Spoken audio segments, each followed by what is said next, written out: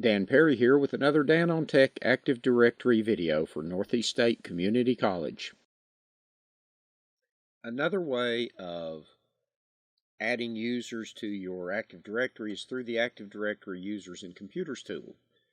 This is the older tool. This tool has been around since Windows 2000 and is probably still the way most people will create users.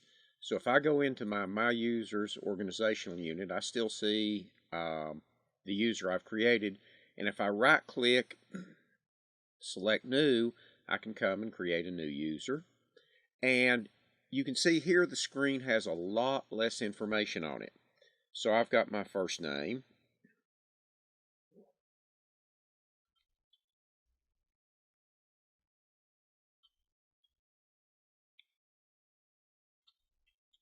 So I'll type in the username, or the first, middle, and last name, and it fills in the full name.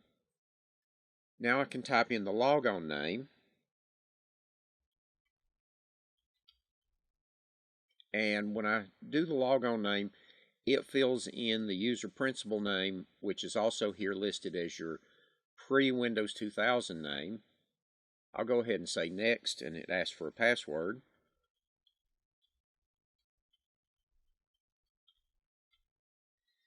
And now I've got my choices of, does the user have to change the password at next logon?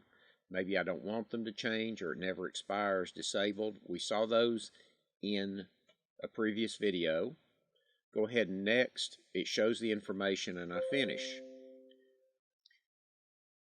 What you saw was that most of the information that the Administrative Center showed was not in or available when we created the user.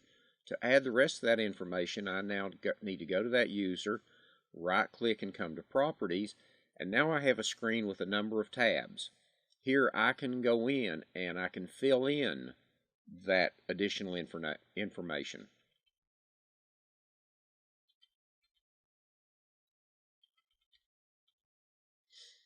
Emails and such.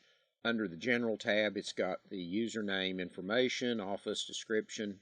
Under the Address tab, their address information. Under the Account tab, their usernames, the information about changing passwords, storing passwords, disabled, smart card use, expiration of the account. I also have a choice here to unlock the account if it had been locked due to forgetting a password. Profile has script information and locations for home folders. We'll be talking about those later. Any phone numbers, organization information, member of, so I can add them to groups. If they're going to do remote desktop services, a profile for it. COM information, remote control, sessions, environment, dial-in options.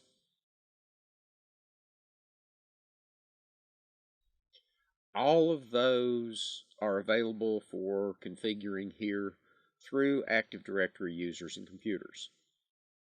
Okay, if I apply any changes, then click OK. It's updated that user, and now that user's changes have been made. Also, right-clicking here, I can make a copy of that user account, add them to groups, reset their password. That's a very common task, and a few other things. We'll be looking at those in later videos. Thank you for watching this Dan on Tech video for Northeast State Community College. Please subscribe to this playlist so you don't miss future videos.